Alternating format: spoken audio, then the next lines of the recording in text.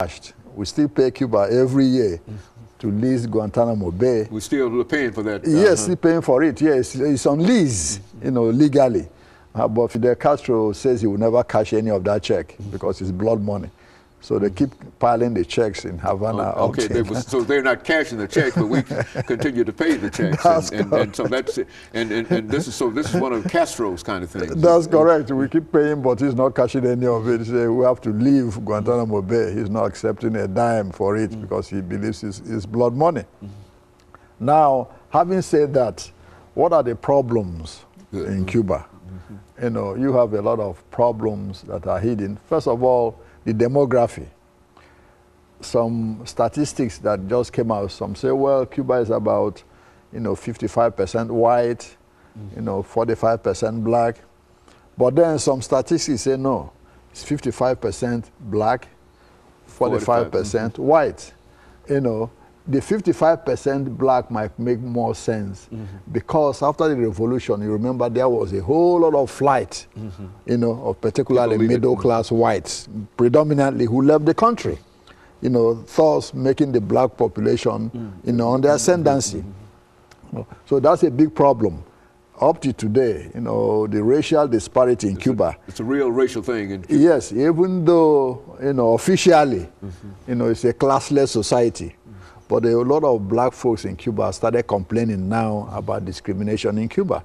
In fact, not very few months ago, a lot of black politicians and preachers in this country wrote to the Cuban government about discrimination against black folks in Cuba. The Cuban government says, no, things are better for blacks now, you know, than when Batista was in power. Which is true. Which is true. Considering, yeah. Exactly, considering, which is true. Because even 90% of Fidel Castro's support comes from the black folks in Cuba because of some of the benefits they've derived from, you know, the revolution.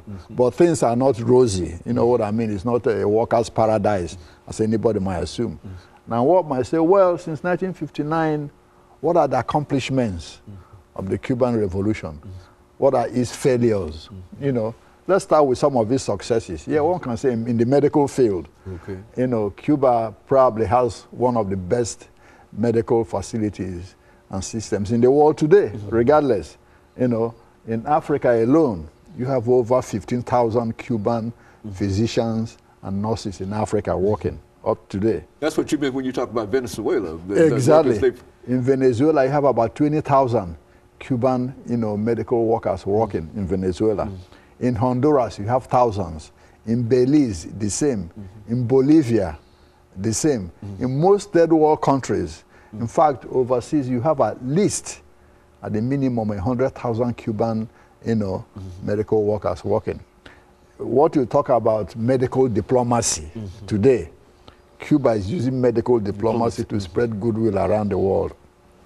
Officially, since 1959, about 70,000 physicians have been trained in Cuba. Doctors have been trained by Fidel Castro. More than the whole of African continent put together. Okay? The School of Americas medical school in Cuba trains about 10,000 physicians every year from third world countries, including the United States.